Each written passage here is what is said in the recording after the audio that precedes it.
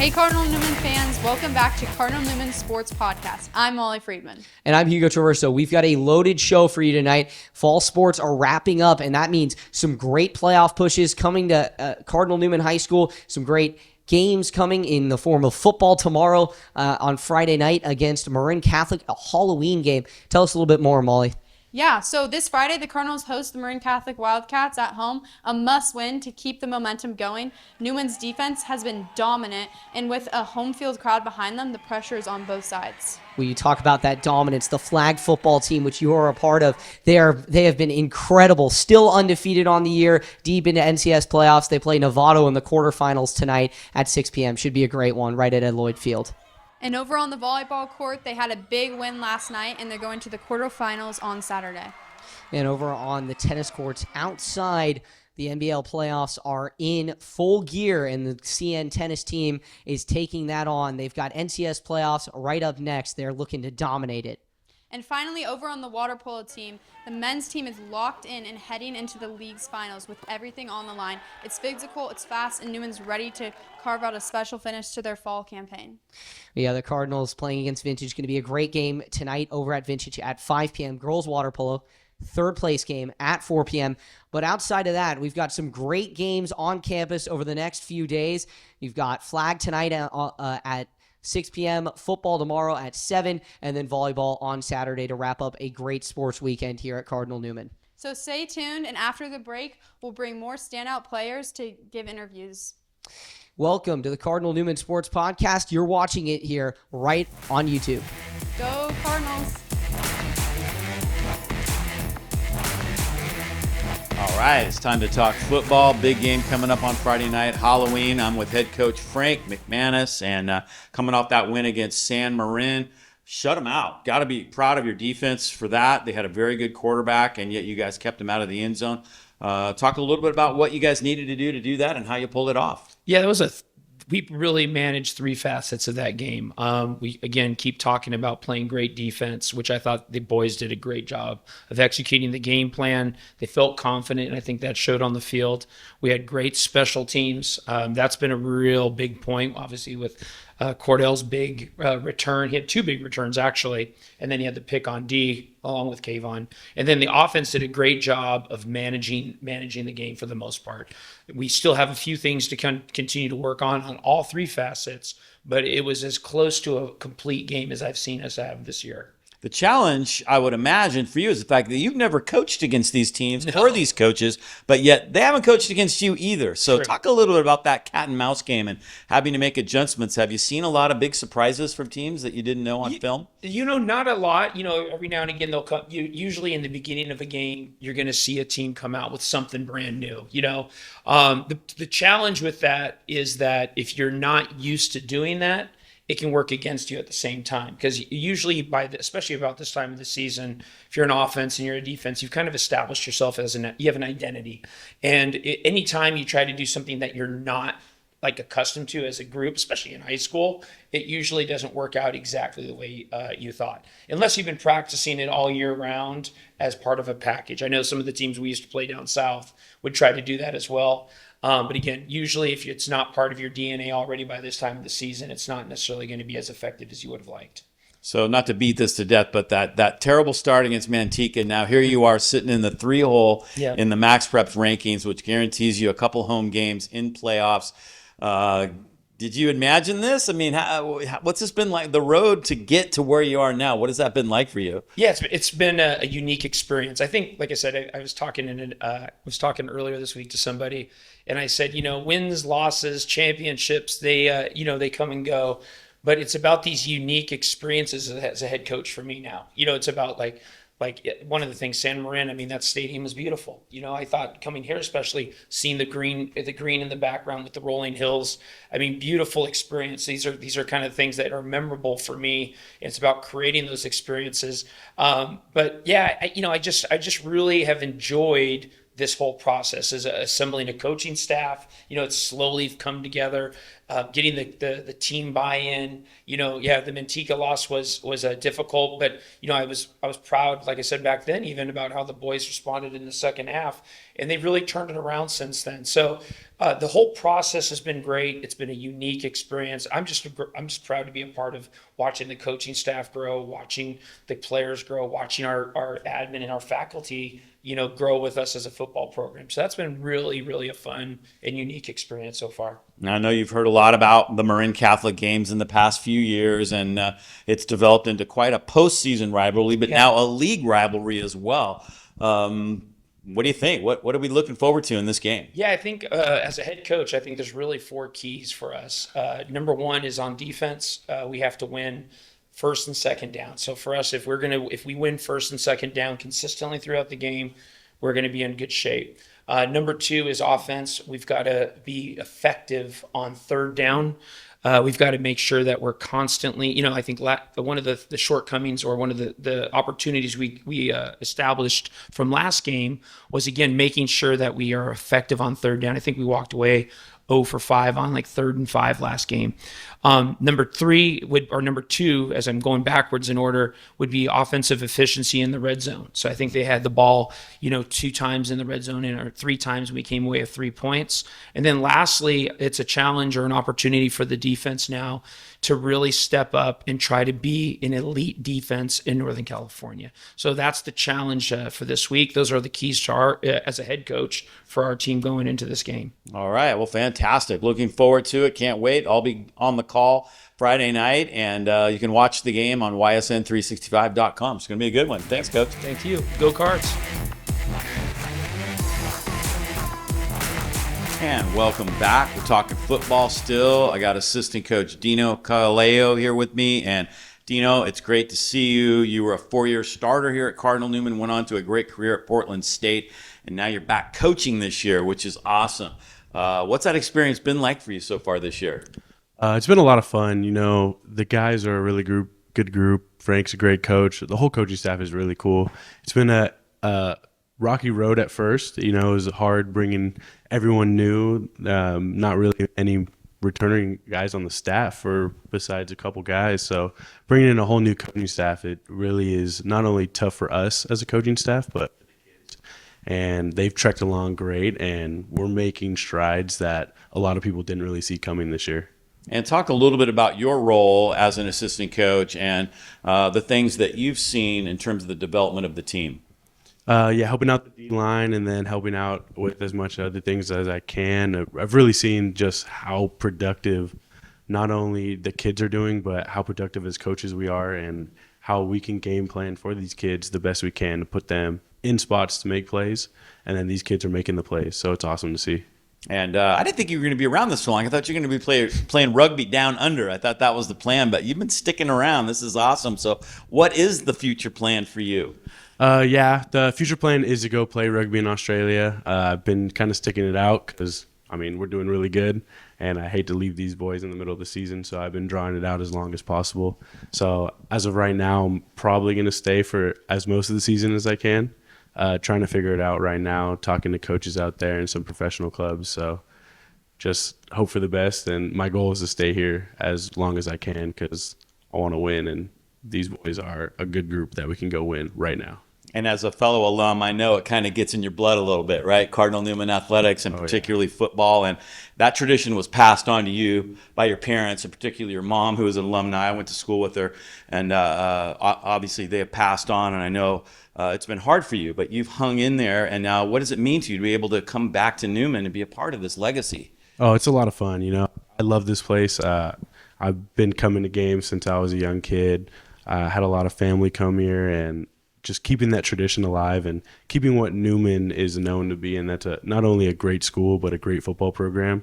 We've had a lot of great athletes in the past, a lot of great coaches, and it's cool to be able to come back and give back to the new generation of kids and help them do what I did and go Division I and hopefully farther than that after me. Awesome. Big game against Marin Catholic Friday night. You guys are on the precipice of getting a very high seed in the open bracket. everybody's excited. I can feel the energy. How are you feeling about where we're at as a team and the potential that we have to go deep in the playoffs? I love that the kids are finally getting the respect they deserve. At the beginning of the season, a lot of critics were out there not really giving them what they deserve to be personally. And it just shows the tenacity that the team has, and the coaching staff has been doing as much as we can to put the boys in the great spots that they've been in. And now it's just up to them to go out there, do what we game plan for, and just to go dominate like they have been. Right on. Well, Dino, it's great to see you. Thanks for stopping by the podcast, and we'll see you down on the field Friday night. All right, we'll be right back with more on the Cardinal Newman Sports Podcast after this.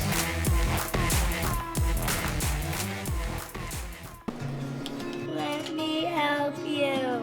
Let me help you. Let me help you. Thank you. Let me help you. Let me help you. Let me help you. Thank you.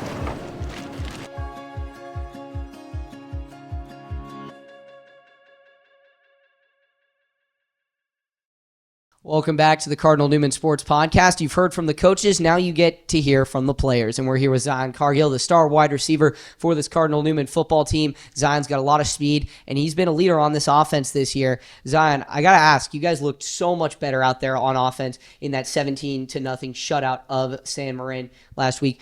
What was the key to success in that game, and how did you feel you played? That's a good question. There's a lot of preparation going into this week of practice, installing new plays, looking at what the coverages they would be playing and, just adapting. But yeah, I think we played good as a whole. We can always be better and improve, but I think we did great as a team and offensively, yeah. You looked so much more in tune in the past few games with your quarterback, Carmine Guevara. Obviously, got thrown into kind of, the mixer here. LT goes out in the first game, and then Carmine comes in. Just tell me about how that relationship has built throughout the year with Carmine. Yeah, Carmine's an athlete, so no matter what position he gets put in, he's going to adapt and just, ball out. But me and Carmine, we've been playing basketball for a while and football, so we just have a great connection and good chemistry. Well, now the Cardinals look to keep that chemistry going between you and Carmine as you guys hit a big game on Halloween against Marin Catholic. Going to be a great one. Just tell me about your preparation within yourself and how you're going to stay composed in that game. Oh, yeah, just limit the mistakes, stay hydrated as well, don't cramp up and just do my assignment, and communicate as much as I can to my team and just look at the coverages and just try and adapt to what they do to us. All right, well, the Cardinals have a big game. Wishing you the best of luck, Zion. We'll have Jonah Bertoli right back in the studio with us next to talk about the defensive side, but also a little bit more on that receiving core. It's going to be a great one. Thanks, Zion. Thank you. Welcome back to the Cardinal Newman Sports Podcast. Hugo Traverso alongside Jonah Bertoli, wide receiver, outside linebacker for this Cardinal Newman football team. Jonah, you guys look so great in that shutout. You were in the backfield continuously alongside your defensive line against San Marin. Had a great game down in Novato. Tell me, what was the key to success on the defensive side for you? It was really about getting to the quarterback. We know he likes to scramble, and we knew he was really good, and we knew that he likes to sling it downfield. So it was really just getting pressure on him, getting him down quick, and making sure that he doesn't get out of the pocket, because when he gets out of the pocket, he's a threat. So we just had to eye down the quarterback and make sure that we knew our assignments, stayed on our mans, and make sure we did our jobs. Well, you were dominating in that game on both sides. You caught that big touchdown pass from Carmine on that fourth down. Back of the end zone was an incredible throw. Great catch from you. What were you seeing on that play from the coverage, and what were you talking to Carmine about in the huddle before that play that ultimately led to the touchdown? I was just telling Carmine to let it fly. Just basically be comfortable back there, and that I'll be open, and basically telling him that they're running a cover one look and their safety was playing down. So I went upfield and I put my hand up, and Carmine and me just have good chemistry. So I knew Carmine was going to throw that ball, and when he threw it, I just knew it was going to be a touchdown. I give all praise to Carmine and all praise to God. All right, now you guys head into a big game against Marin Catholic. You've played them 4 times throughout your career. This will be your 5th in 4 years. What does that game mean to you? And at the same time, how are you going to stay composed in the moment? No, yeah, it means a lot. We definitely have a history with Marin Catholic. It's always a fun game. It's always a rivalry game. It's always out of due respect. And we're just going to stay composed, stay mature. We're going to know our jobs. We're just going to stay physical, and we're going to make sure that we go out and dominate. All right, well, good luck, Jonah. Going to be a great game. 7 p.m. on YSN365.com. You can catch Jonah and Zion catching some great passes. Cardinals looking to stay on this hot streak against Marin Catholic. We'll be right back.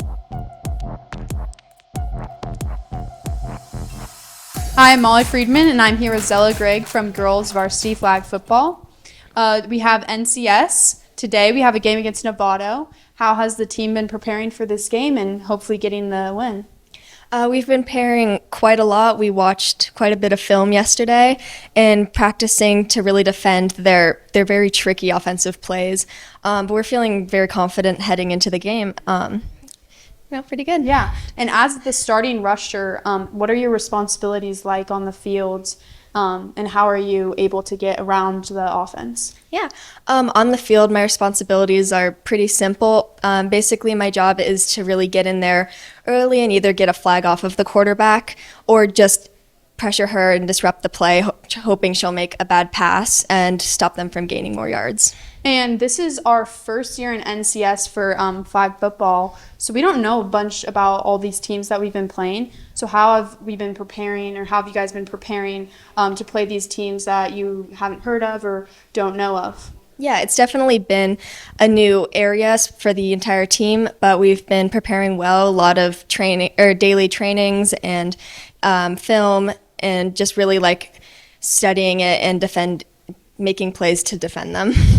And as the rusher, you have to have a lot of speed. How do you maintain that speed throughout the seasons, the off seasons, and what do you do to keep that up? Yeah. Well, during the flag season, I practice a lot, but even in the flag off season, I play club soccer year round as well as track for Newman in the spring. And I really think that's helped me keep up my speed and athleticism, but also a big credit to my outside trainings, especially with my family, because, we're a big family of runners and, Yeah. All right. Awesome. Thank you so much, Zella. All right. Thank you. Welcome back to the Cardinal Newman Sports Podcast. Hugo Traverso alongside Keely Dickey, co-captain of this incredible girls water polo team. Keely, you guys have had a great year. You're playing in the third place game today at 4 o'clock against Napa. Just evaluate the season as a whole, and, what were you a little bit surprised about? What were you expecting? Just give me a little bit of evaluation. Thank you, Hugo. Yeah, I've been really surprised about how well we've been doing this year. Especially we've had 3 new players that have never played before, and I don't know, it was really surprising by how well we've done this season, and we've just really worked on building a positive team culture this year and helping to be together as a team, and I think that's helped us a lot in the pool with everything that we've done this year, with defense and offense, just everything together. I think that really helps. Well, you mentioned that great defense. It's kind of been the trademark of head coach Alfredo de la Mora, both on the boys and girls side. You guys have been playing incredible press defense. Tell me, what's been the key to that great defense and the key to your success this year? Like you said, we've worked on it really hard at practice, and it's one of the main things we focus on. We drop back on their center defenders, and or offenders, and that really helps, I think, us both defensively and offensively, because something we focus on is defense first and the offense follows, and I think that's really helped us this year. Well, being a leader on this team, you guys have a big game. Might be your last game today against Napa, a third place game. You guys beat them 7-2 last time, but they're coming back with some fire. What are you going to be telling the rest of the girls to keep them focused and locked in for this game?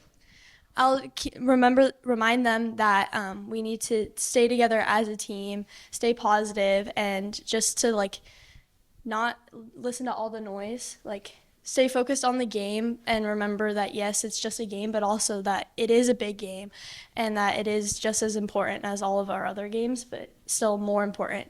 and to just remember our defense and everything we've been working on at practice, because I think that's really important for us.